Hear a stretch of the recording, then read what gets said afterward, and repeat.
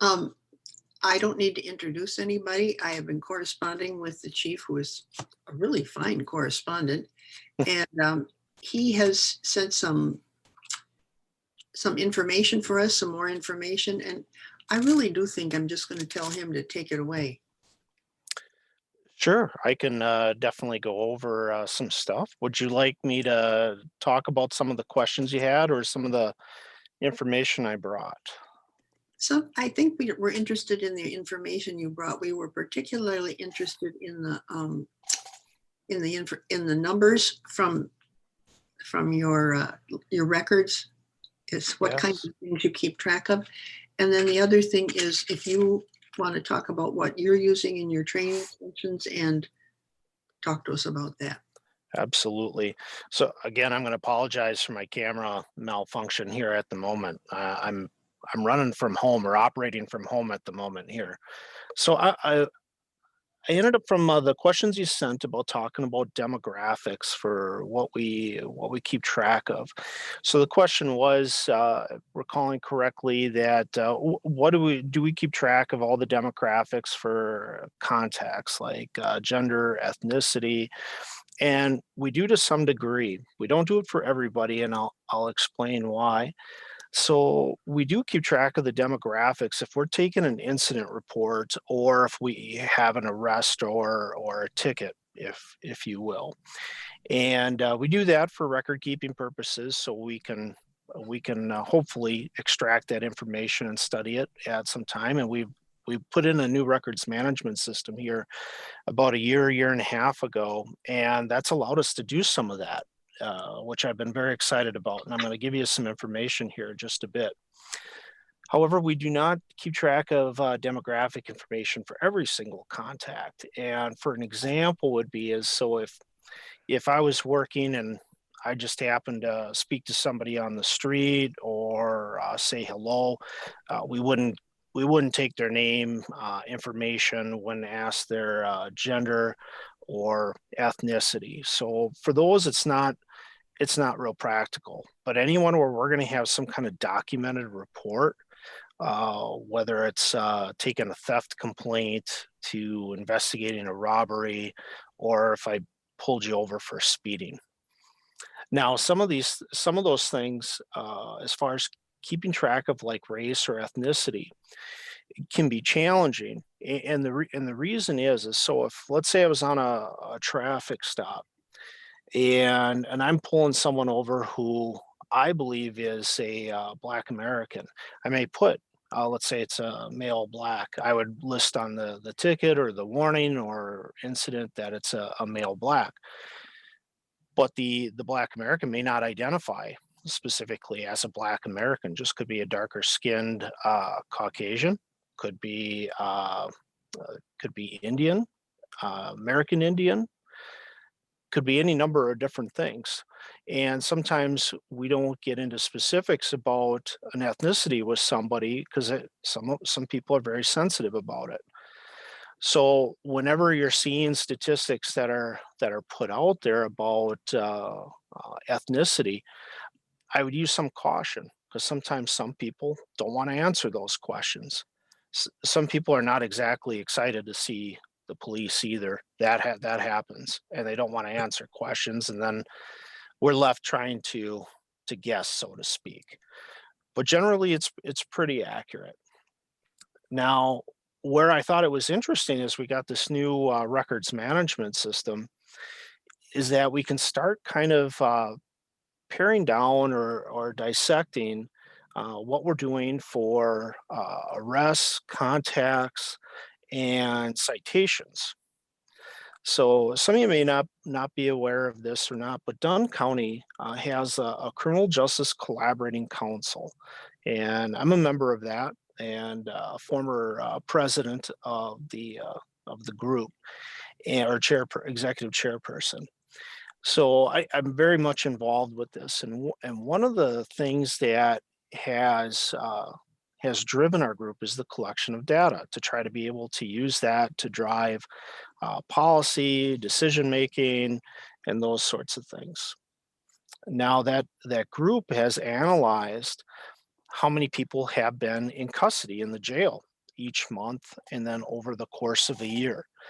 And one of the things that has brought us concern is, so if you want to look at straight population, like census information and demographics, we've seen a slightly higher proportion of persons that are in jail in the population of Black Americans versus Caucasian. And when I say slightly higher, I'm going off memory, so forgive me if I'm a little bit off. It's about 10%. And if you take a look at Dunn County's population, we're right around 2 or 3%. So it begs the question, why is that? And to go straight off census information can be a bit deceiving, but nonetheless, I think it's a starting point to ask a question. How come that is? What are the causes of that? And the other breakdowns. And at that time, when we started looking at that, that was about four 4 years ago. Now, again, I mentioned about this records management system, which incorporates statistics from the jail, all the police departments, including the sheriff's office. And so we're starting to collect a more robust data to take a look at these things. So I ended up, based on the questions that Mary had sent me, I ran a report. And I wish I was as effective at mining for the data as some of the other folks, but it was a good exercise to learn on how to do it. I wanted to see what we had for arrests and persons cited from March 8th, 2020 through March 8th, 2021. Bear in mind, this was an unusual year because it was a pandemic year.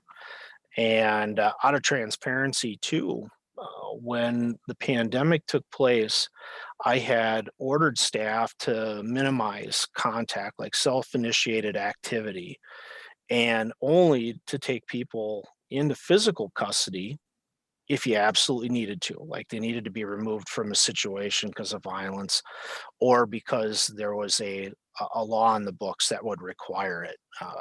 A good example of that would be anything with a domestic abuse enhancer, which you have to have a crime that accompanies it. But if it's domestic abuse related, so you would have a victim at least 18 years old, a suspect that's 17 years or older, because 17 is considered an adult in Wisconsin, and they would have to commit a crime. They'd have to live together, be part of having a relationship or share a child or formally live together to qualify.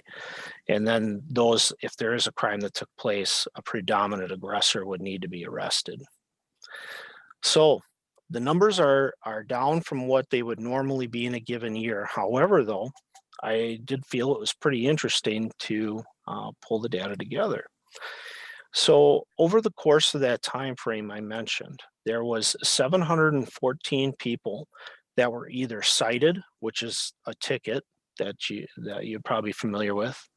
They were or summoned, which means that we gave them a referral. So if I caught you doing something you weren't supposed to be doing and I had probable cause to do it, but I didn't want to take you to jail, I can issue essentially a summons that I'm going to refer this case to the district attorney's office, and then you'll have to appear in court. I'm just not bringing you to jail. There's also what's called an on-view arrest, and that typically happens with probation and parole violators. Our Department of Corrections in Wisconsin is undergoing some drastic changes from what they used to do as far as operating with bringing people into custody, which I really don't have a problem with it. I think it's worked out fairly well. We're going to see what the data shows here from them in the next few months. But a non-view arrest is if I have someone who violated probation, parole, and I just notify their agent that there is a violation, and then they have to connect with their agent. In days of yore, which days of yore being like a year ago, we would normally take a person into physical custody and then they would have to meet their agent. So that business has changed. And then we have actual physical custody. That's where we're going to put the handcuffs on somebody and then bring them to jail for booking. So as I believe I mentioned, we had 714 people that were taken into jail, or excuse me, either cited, summoned, or taken into custody. So what I wanted to do then is to find out exactly how many people we did the overall cited, summoned, on view, or custody, and then break that down by ethnicity. And then also, I wanted to know, who did we actually bring to jail? And so here's what I have for some data.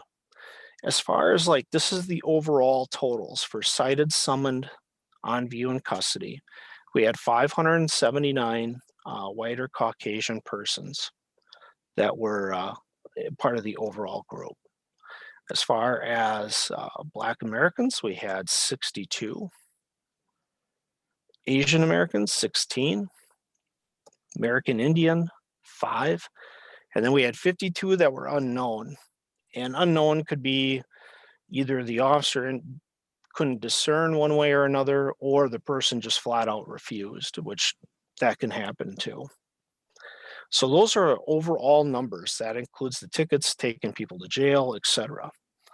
So then I wanted to see, well, what about physical custody bringing into the jail? Because that was one of the data points that our Criminal Justice Collaborating Council had wanted to kind of dive into to see, why is this? And for many of you, you might have read over the last, I would say, 4 or 5 years, a lot of attention has been brought to over incarceration in America, and then also some of the disparities that are taking place between Blacks being sentenced more strictly than whites for the same kinds of crimes.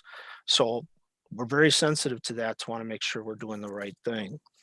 So now this is the numbers I'm going to give you here are the numbers of people that were actually taken to jail out of that 714. So as far as white or Caucasian, that was 79 people that were taken to jail. So out of the 714, 11% of that 714 were white and taken to the county jail. Black, it would be 10, and that is 1%. And then so Asian American would be 1%, so that was 4. It's a little less than what I rounded, of course. So we had 4 listed as Asian or identified as Asian, being 1%. American Indian, 0, so 0%. And then unknown, we had 8, which is 1%. So the numbers are pretty low. Normally in a year, we would see that considerably higher for tickets and contacts for self-initiated type activity, which then would lend itself that more people would be caught for offenses that would normally be either ticketed for or taken into physical custody. I have not relaxed the enforcement activities at the department, so we're still operating under kind of pandemic instructions. We call it a continuity of services. And so for those of you who are interested in sociology and criminology, it's going to be interesting to see how over the course of this year, as far as enforcement, how does that impact crime levels here in the city and into the next year. Also, for those people that were referred, essentially cited and summoned versus taken into custody, we're going to be curious, and we're going to be studying this at the CJCC, so that Criminal Justice Collaborating Council. If I use an acronym too that you don't know what it means, please, just raise your hand and I'll stop myself. We're going to study that information to see if people are coming to court. So some of the theories are that people will come to court unless they have a significant substance use disorder. So if the offense was alcohol or drug related, which is tied to a fair amount of things, they have a higher likelihood that they're going to potentially reoffend because the addiction issues are are not necessarily being addressed versus those that don't. So we're going to start studying those things. And then the other thing that we continue to do is we utilize what's called a law enforcement proxy. And that is a simple assessment tool we use to determine risk of recidivism. So if a person is a low risk offender, comes in at that level, we can refer them for what's called pre-charge diversion. And if they're medium risk, we still have the option of doing that. High risk, they need to be brought into custody on a normal year. And in all likelihood, if they're testing at high risk, they would be brought in because it's just they've got some significant issues that makes it difficult for them to remain in the public. So we utilize that tool, and that helps guide some of the decisions too about whether to bring someone into custody or not. And taking a look at different studies that are out there, if you can identify people who are low to low medium risk, it's actually more advantageous for the offender as well as society not to take them to jail. So you might have heard the saying, you take someone or put someone into prison, they're going to come out a smarter criminal. It's college for criminals essentially. And so if you take a low to low medium risk person and you bring them into the jail and into the criminal justice system, their chances to commit crime again, so recidivate, goes up exponentially. However, if you keep them out of the system, it's called diversion. If you can do that, either officer-led diversion or what's called a pre-charge diversion program, which we have in Dunn County, the chances of them being successful and not coming back grow exponentially. So that is something that we're going to be taking a look at, is how these pandemic numbers are going to impact our court system. Now, anecdotally, I was told that we're having difficulty with some people coming to court because some of their addiction issues. So that part we will have to probably take another good look at here this year and the next couple of years as we implement different diversion programs, and then ultimately deflection type programs. So I thought that was rather interesting as far as collecting data to see where we're at. The next step that we would like to do is take a look at those persons that are incarcerated in the jail right now and examine what are their charges and what were their circumstances, because just plain numbers sometimes can be deceiving. You have to look at the context of the situation if you're going to study it. So that's on the horizon for something for us to be studying and looking at. And then that means what type of offense did they have, potentially the background, were they sentenced? Are they there for a long stay? Are they there like for a pre-sentence because they're a potential flight risk or not coming, or a risk of not coming to court? So, or is it because they are a risk to society? So for those of you who might not be familiar with bonds, I think Ms. Miller, you're an attorney, right? I have a law degree. You have a law degree. Okay, Yes. so are you part of the bar here in Wisconsin? No, I'm not. Okay, all right. Well, I'll continue. So in Wisconsin, we have a bond, and a bond can only be issued on an offender to try to get either one, guarantee their appearance in court, or because society needs to be protected from the offender. And that's a fairly high threshold. So a lot of people will get pretty upset when someone has committed a crime, especially if one that we find pretty reprehensible is allowed to bond out.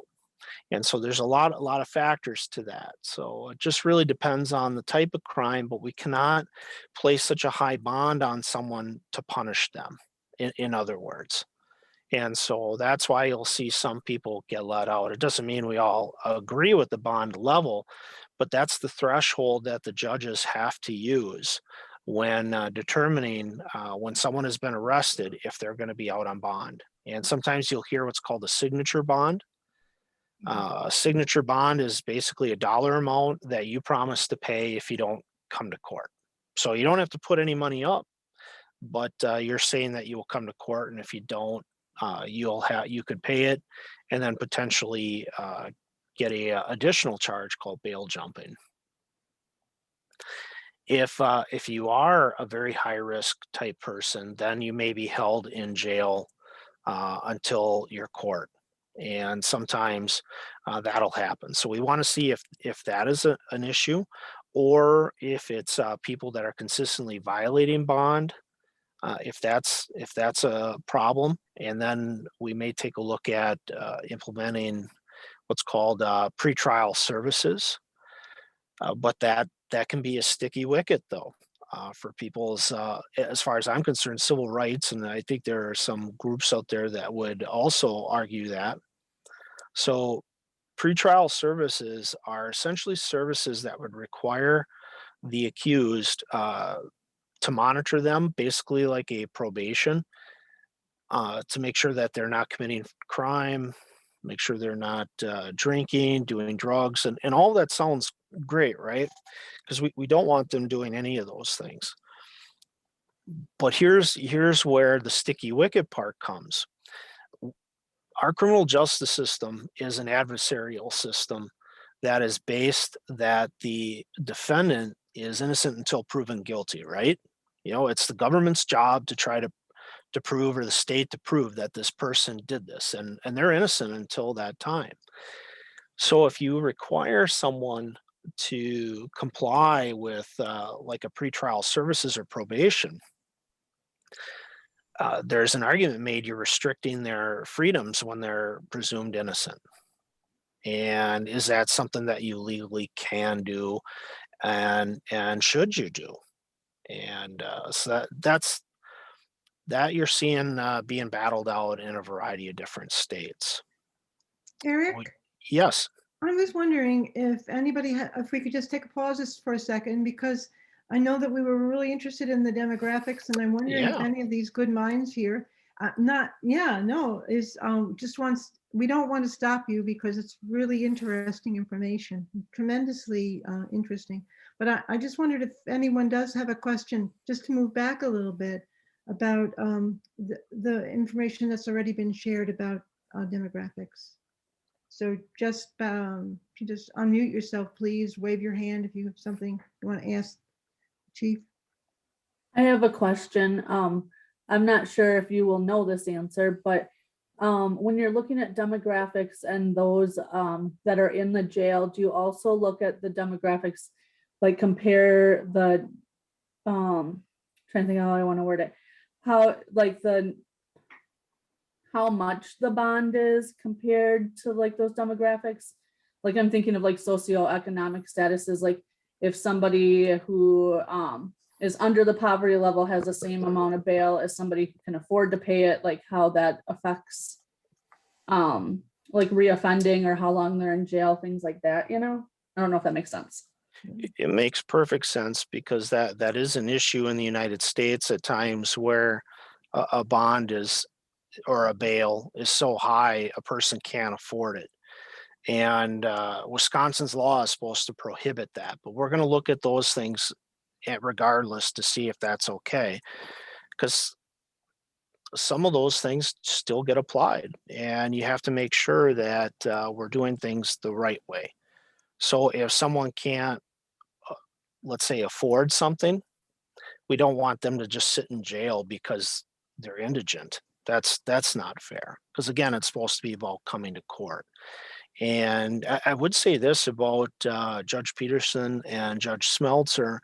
I think both those two do a very fine job of being fair, and they do a fair amount of signature bonds, and they recognize that there are a lot of people that are struggling with poverty. So we just don't want to have people incarcerated and create a debtor's prison, which is basically what that is. And you'll see that at times, or at least it's being argued that there's still places in the United States or pockets in the United States that are doing that. And so I do feel good about those two gentlemen and the work they're doing. But that's a great question, Angie. Thank you for answering.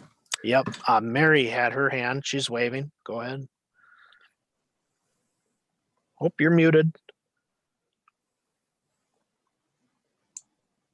Now? Now I can hear you. Yeah. Okay.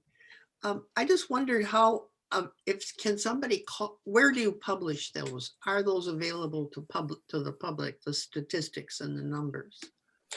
The Criminal Justice Collaborating Council statistics are available on the Dunn County website. If you go under, I believe it's their administration tab, and you can go to Criminal Justice Collaborating Council.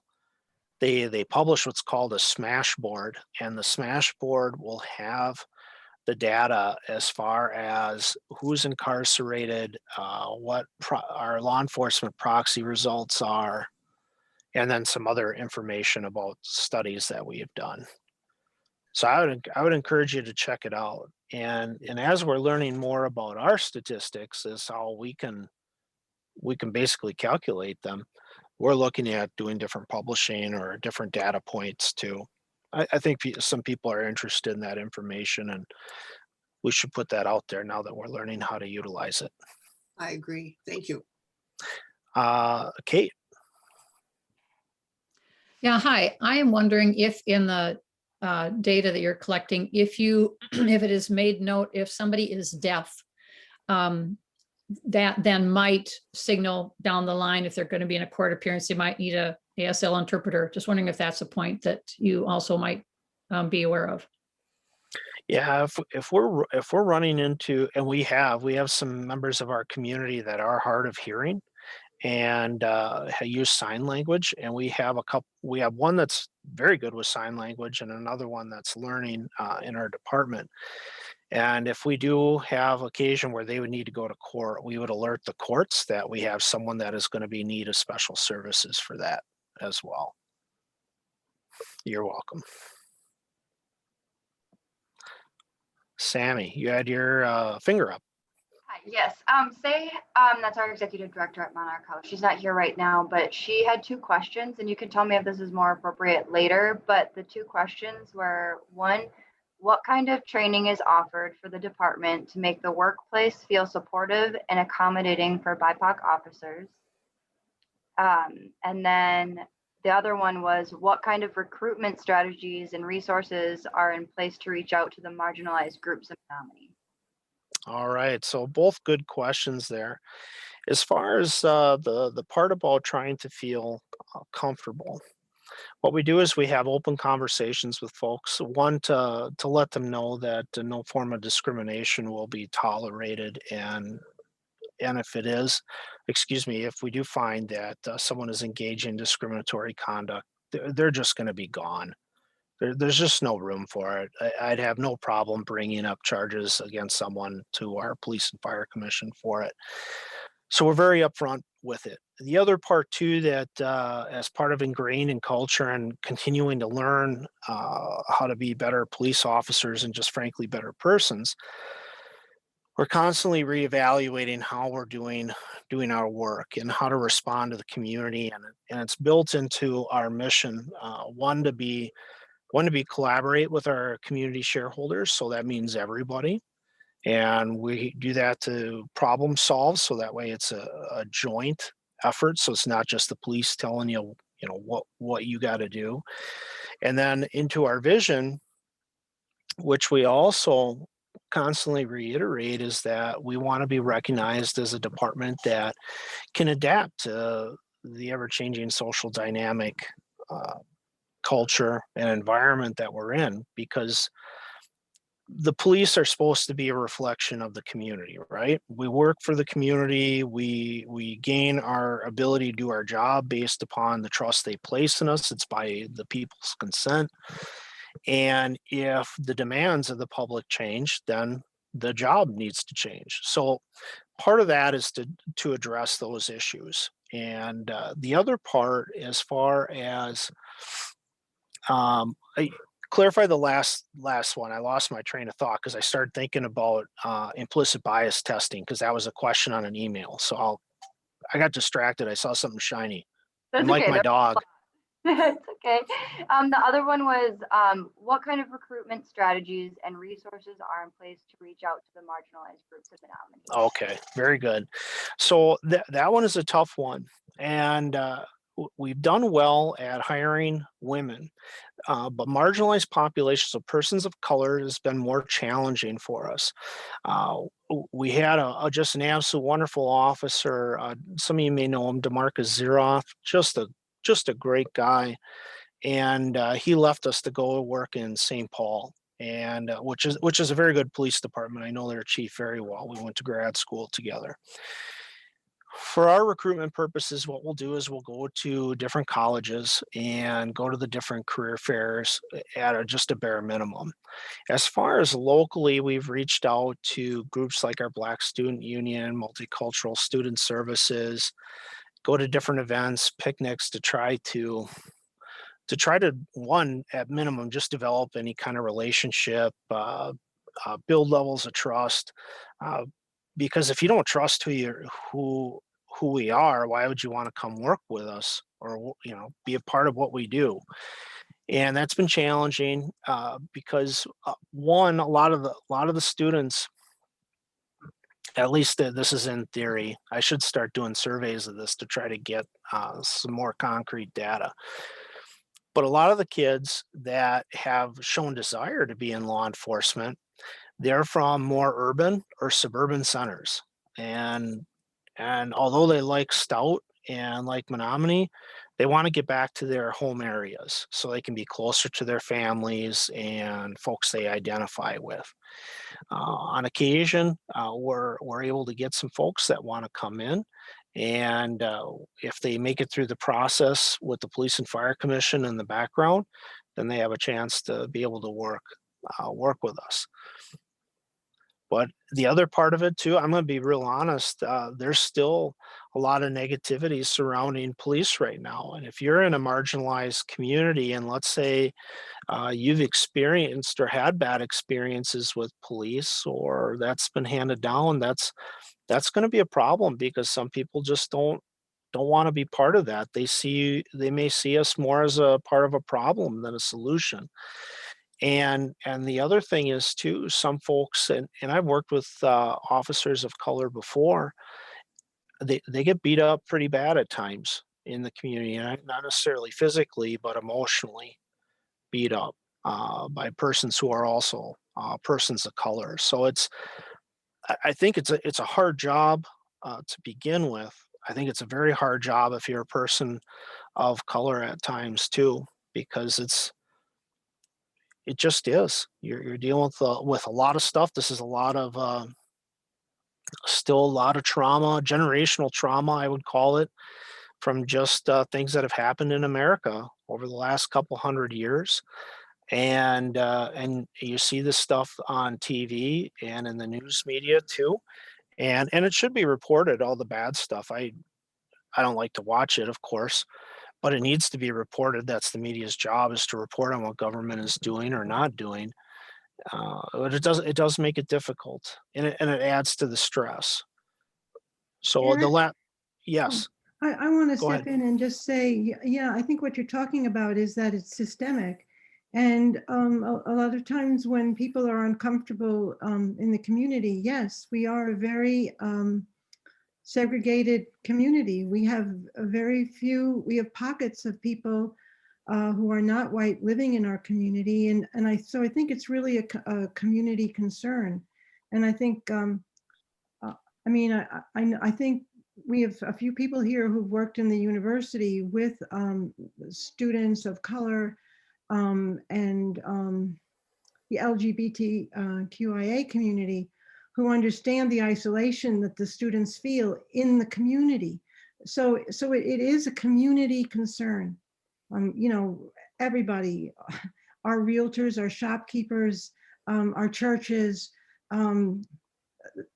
every aspect of community that touches an individual's life can have can be a negative or a positive experience. I think some people are shocked to find out that there are people who aren't comfortable here because all the white people are so comfortable. But Right. that's what's happening now in our culture, is that we're trying to really to work on that. So thank you for all your work, and I understand everything you said. Yes, the police are often seen as the object that's causing all the problem, but no, and it's a community concern and a community responsibility as well as for the policing. So that I just, yeah. I would agree with you. It is a community issue, and it is very challenging. Warren, you had your hand up. Yes, thank you, Eric. I don't try to phrase this the best I can. It's interesting to have the statistics about the races and so on in terms of actual reports made, but I'm assuming there are many stops of people that are made that are, then are just let go. They got the wrong person, or, there was nothing to report, which if you're a person of color, as I understand it, can be very traumatizing just to be stopped by the police. I think it's scary for any of us, honestly. If I got stopped by a police car or a police person, I'd be a little nervous too, but being white, I wouldn't be probably traumatized by it. I hope not, anyhow. I have had that experience actually in the past, but I don't think I was traumatized by it. And I was treated pretty nicely. Not in Menomonie, by the way. So I'm not sure how to put this exactly, but is there any training involved in when let's say I've heard of incidents where a person was stopped, it was a person of color, they were looking for some other person of color maybe, and nothing really happened, and that person was able to just go on their way, but was traumatized by just that stop, because as you yourself know, that is an issue for people of color in this country, not just in Menomonie. So I don't know if there's any way of training officers or trying to deal with that situation in a way that would ease the fears and trauma for a person of color. Is that a clear question at all, Eric? Yeah, I think it is a very clear question. And so the answer to that is yes. So yeah, there's certainly a lot of opportunity for a police officer to stop and talk to somebody. If they're going to, like what would be called a detainment, like a reasonable suspicion, or a Terry stop, you might have it referred to as, where we temporarily stop somebody to determine if a crime was about to occur or had occurred. And those get documented as far as who the person is. But getting more to your point, Warren, about if let's just say I'm walking on the street, or I pull up alongside of a person thinking it might be somebody else, and say, hey, where are you headed to? And it turns out to not be the person, they go away for something that might be what I would consider not a big deal. That person of color might be like, it'd be very traumatizing, or maybe even seem like profiling to them. So what we do to address that is we really reinforce, not just with our new people, but our veterans as well, that really it comes down to communication and a focus on service. So yes, you may be looking for someone in particular, but the point is that person that you maybe have had a brief contact with doesn't necessarily know that. And you don't just anticipate the person is going to look at it the same way that you do. And especially if it's a person of color or part of a marginalized population, share the information with them. Say, hey, how's it going? Where are you headed to? And then why are you asking? Well, I was looking for somebody who was a potential suspect in a burglary. Let's just use that for an example. But I can see you're not the person. If you see someone who matches this particular description, please call this number and let us know. My name is Eric Atkinson. I'm an officer with the Menomonie Police Department. It's nice to meet you. And so just kind of just that, just being able to explain who you are and what you're doing, it goes a long way with folks about easing their tensions, because persons of color don't want crime any more than anybody else. So, but we still have to be cognizant that there are still generational trauma.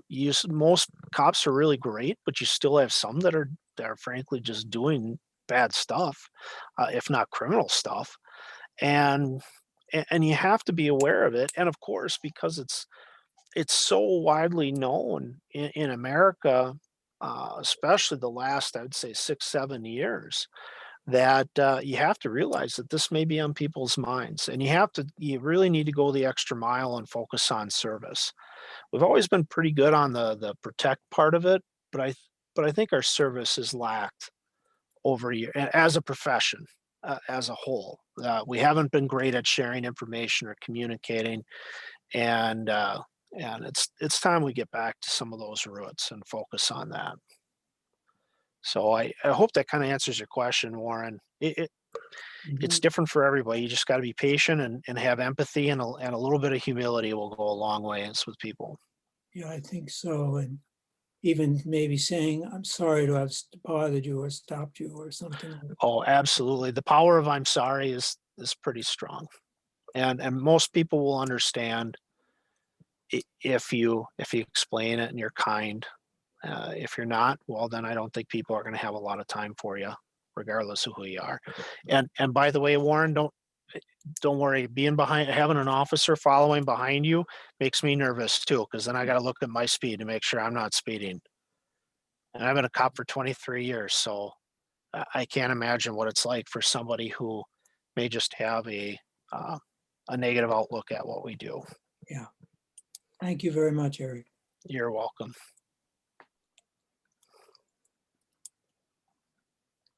I want to mention that Vicky Sanchez has been able to join us. Hi, Vicky. Good to see you here. Thank you. I was detained at a meeting prior, so my apologies to the committee.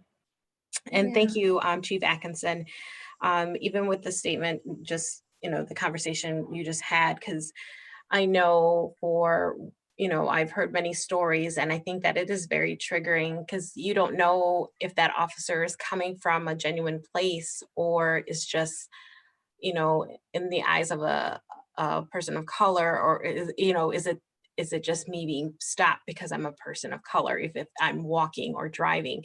So I think the guard is up with many individuals who identify as people of color. And I think that's, when you're saying just an apology and in a genuine way, or, further with that explanation, and it's like, oh, obviously you're not this individual. I'm so sorry to detain you.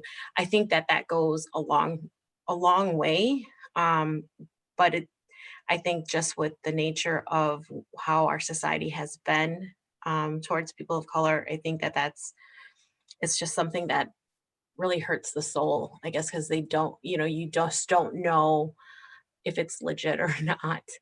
Right. And so it is a rough place to be. I could only imagine. I had a stop that I ended up pulling someone over. Was Black American. He had red lights on the front of his car, and you only police or firefighters can have that. So I stopped him just to let him know that, I mean, it's no big deal of a stop to let them know you can't have red lights, just turn them off and not a problem. I'll tell you what, and by the way, this was about 3-4 weeks after the George Floyd. That poor fellow was absolutely terrified of me, but absolutely terrified.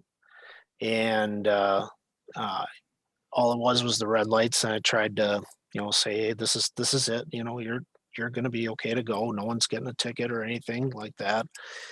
But regardless, he is still terrified of it.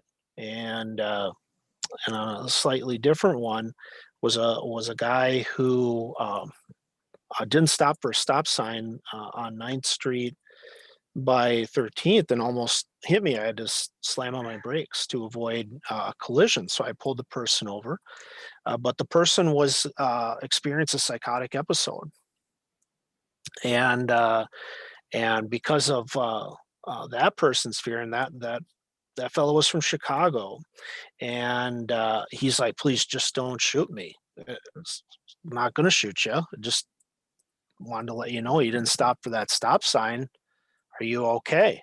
And so after some time getting resources at the end of it, he's like, "You're a lot nicer than Chicago cops. I thought I was going to get shot." And I said, we're not, you're not posing any threat at all, sir. It's a traffic stop. You made an error. But to kind of get what you're talking about, Vicky, is that there's genuine fear that's out there. And to be real frank, I think it's going to take decades of consistent trust building and open conversation and transparency to try to repair some of that, because for those folks to have responded that way, I got to believe that the stress of everything that's been going on in their lives and that fear it's got to be soul crushing. I mean, really weighing down. I can't even imagine what it'd be like. So it's sad, but I hope it does give us an opportunity to try to heal and do things right as we move forward as a country and in a community on a more localized level as well. I mean, one of the reasons I think we opened this conversation is because of understanding that sometimes people are traumatized by being met by the police in Menomonie. And I think we've wondered if there's other ways to deal with that, especially since we are a small community. I mean, sometimes the reporting of that, it turns up on social media, or, they don't turn to the police department, and because that's not going to feel effective. Right. And so I think part of this conversation that we're having is about how to bring some sense of balance to a person who was stopped, and was stopped and went away feeling very frightened and as if they were not whole. Yeah. Well, sure. For an official piece of it, I can see why people would not necessarily feel great about contacting me. So if they have a distrust of police anyway, they may not feel that they can talk to the chief of police or another supervisor. You can always reach out to a police and fire commission member. So that's something that can be encouraged to people. The mayor is the CEO of the city, and complaints can always be made to him. He can refer them to either address them directly with me or refer them to police and fire commission. But on more of an informal level, I think what it's going to really take is just time, willingness to listen and actually actively listen to what other people are saying and their concerns, and try to build trust. It's like any kind of friendship. It just doesn't happen. It takes time, usually a variety of courageous acts of trust between where you have healthy exchanges of information and has positive reinforcement. And that's just going to take time. And it's a fragile thing. It really is. It's very challenging right now. On the issue of complaints, and I appreciate your insight into this whole situation and your concern. I didn't realize that police and fire commission could receive complaints. I thought I only had to go through the police department. I think that's a good thing. I wonder how widely known that is. If someone gets stopped, say, and is no offense, like the person of color we've been talking, who is then traumatized, maybe the police officer has acted in a way that was racist, unkind, cruel to that person. I'm wondering if there's a way of making known to the public that there can be a complaint made that that could protect them, so that they would maybe be anonymous I don't know how, I'm sort of wandering around here, but I want to know if there can be a process for complaining about a situation like that, where the person felt safe enough to do it. I've sometimes thought myself there should be an ombudsman or a person in between hired maybe by the city who would play that role. Of course, that's in the future, if at all. But I wonder if may safely making a complaint, making people feel safe that they can make a complaint like that. We do have our citizen complaint policy posted, which indicates a person can make a complaint either to myself or another officer or to the Police and Fire Commission. And the Police and Fire Commission is empowered to do so by state law, and they're all community members. So that's essentially like your ombudsman that you're referring to. That's their role. So they're non-police people. Most of them are either teachers or ex-business persons who are retired, and some still will volunteer in the community. So that's one way that people can make their complaint if they don't feel comfortable talking to me. And any one of those commissioners can make those or take that complaint. They can do it anonymously. They can do it like formally, where they're going to fill out a written complaint form. And that can be done too as well through my office if someone wants to do that. But again, if someone just doesn't feel comfortable, then they have the other options, the Police and Fire Commission. And sometimes the mayor will receive a call. I'm wondering about the makeup of the commission, because I'm trying to think of who people would feel comfortable making these complaints to. And I'm wondering if how the commission might think about encouraging more diverse community members to join. The commission has 5 commissioners, and they're based upon who the mayor will select, and then the city council has to confirm. And they will have 4-year appointments, and they're staggered. So even if there is a desire to diversify a commission, it's going to be dependent upon who's on it and when their term is done. It could be dependent upon whom the mayor may select, and then who the council could choose. But if there is somebody that's interested in being on the Police and Fire Commission, they would need to reach out to the mayor of Menomonie in order to get on there. And for our Police and Fire Commission, they are the ones that have the ability to hire, fire, demote, and promote. And they can also discipline too. And so, for example, although the mayor is the chief executive of the city, he is not the one who hires me. The Police and Fire Commission has to do that. And they will meet and do interviews and then vote. And then the mayor and the council will set my salary and benefits. But if let's say the mayor has just had enough of me, I'm not doing what he thinks I should be doing. It's time for Eric to go. He can make a complaint with the Police and Fire Commission that no longer has confidence in me or doesn't feel I'm suitable, and then I either can accept it if the Police and Fire Commission brings that forward as let's say a termination, or I'm allowed a hearing to contest it. So there's a process for all of that stuff. So if any of you are interested in being a member of the Police and Fire Commission, I would encourage you to reach out to Mayor Randy Kanak. And if you need his number of contact information, I can certainly get that to you as well. Thank you. You're welcome. I do have a question. I was looking up like the personal complaints and like how you do that. According to your website, indicated that there's a form, like a physical form that is available at the police facility. Is there any talk of possibly creating something that's more online so people are more comfortable, maybe, you know, not able to actually travel there, or just to feel more anonymous if that's the case?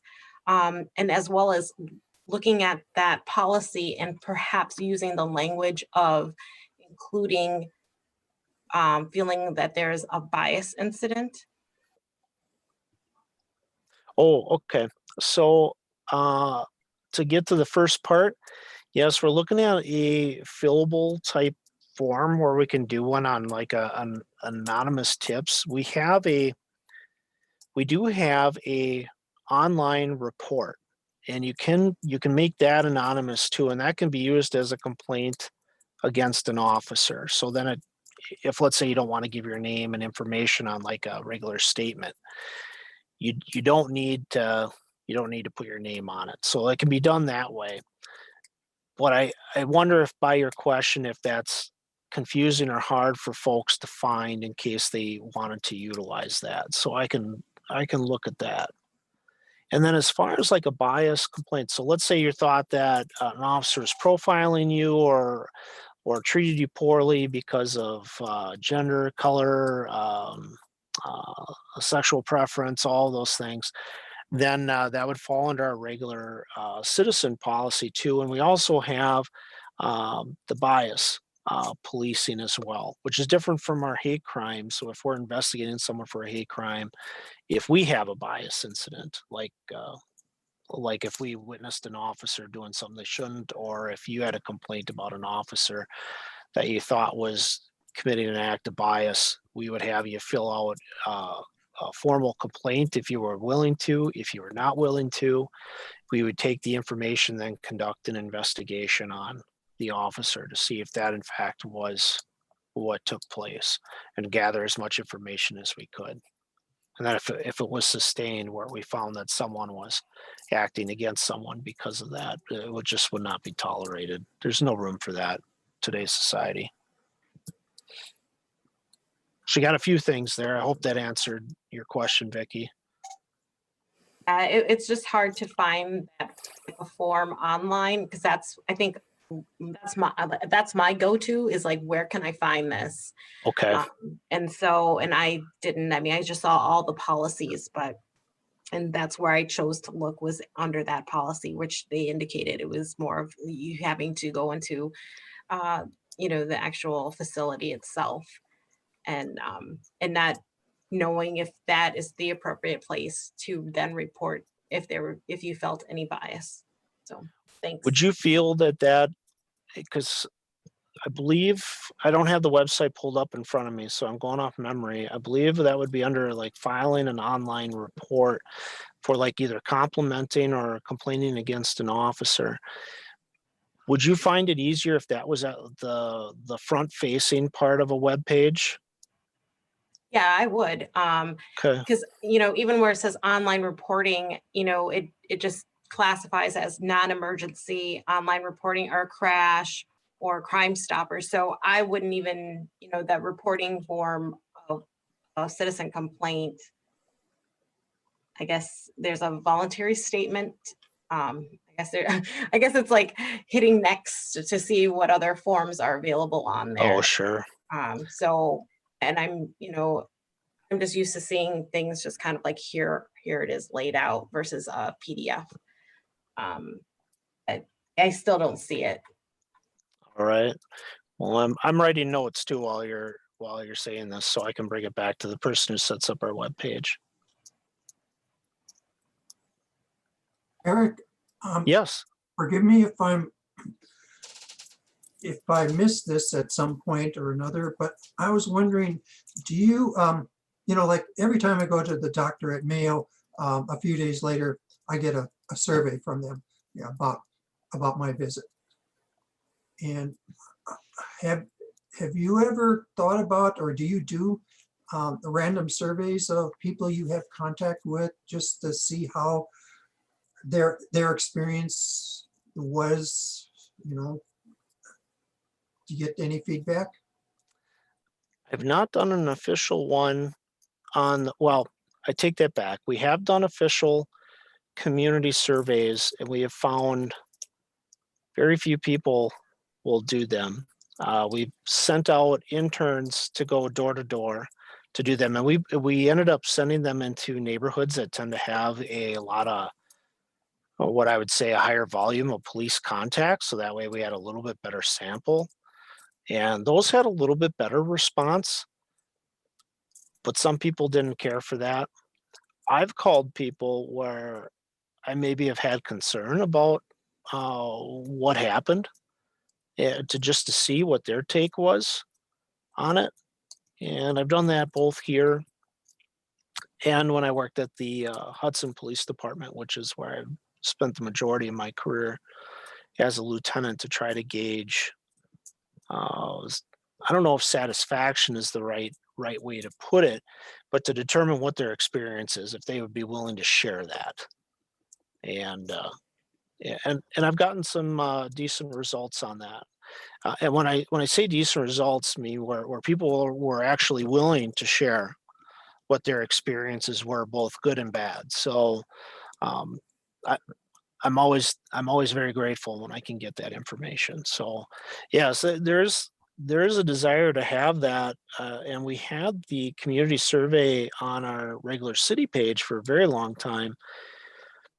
Like any survey, you have to constantly be pushing and advertising to get that out there, and then it takes time. And people are, I would say, in this society are much more about instant gratification, and what we're asking sometimes is there are a lot of questions to be filled in. So I'm wondering if there isn't a better way to do it, or I'm open to ideas, basically, because it's hard to get a good sample size. Yes, Mary. I don't want to interrupt you. This has been an incredibly informative and helpful exchange, but I'm paying attention to the time and I'm wondering, somebody has an immediate question, please ask it now, but otherwise maybe I am so grateful to you for all of the time you've spent and how clear this has been and how open you are to our questions and our suggestions. I really value that. Well, I value you giving me the opportunity to take some of your time and the suggestions too, especially on having the complaints front facing on there. I didn't realize it was that challenging to get it. So I'll make sure that we make that change so it's more accessible to folks. That's exactly what I'm talking about. So thank you very much. Yeah, you're very welcome.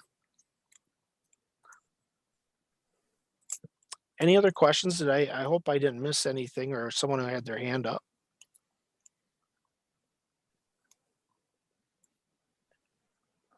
By the way, if you know anybody, oh, I'm sorry, go ahead. Oh, I wanted to compliment the Facebook page and the way the police department publishes various contacts that the officers have with the community. You know, we don't have a newspaper. We don't have another way of having it reported. I know not everyone is on Facebook, but right now I think our community, that's a real lack, you know, information, getting information out. So if some of you don't already read what's posted on Facebook, I'd suggest that you are on the police department page.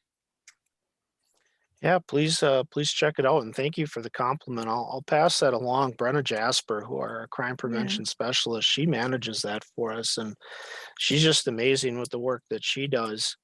And right now we're in a transition phase when it comes to our community crime maps.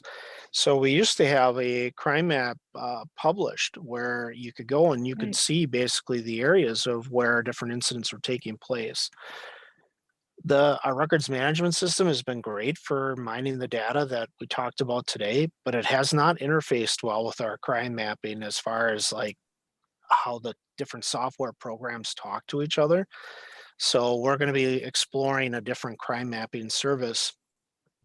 So that way we can get that information back out there to go along with notable calls, because the notable calls is a snippet of the types of calls we do, but the mapping would list all of them in the locations, or at least general locations. So that way we're not violating anybody's privacy rights.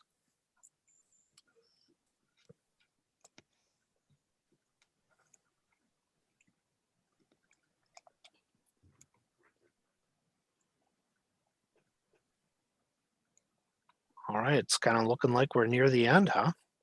I think so. All right, well, thank you everybody for giving me your time. I really appreciate it. You're welcome and thank you. Thank you so Yep. much. You're welcome. Have a lovely afternoon, everyone. You too. Great conversation. Really Thank good. you Thank very you. much. I'm going to stop recording.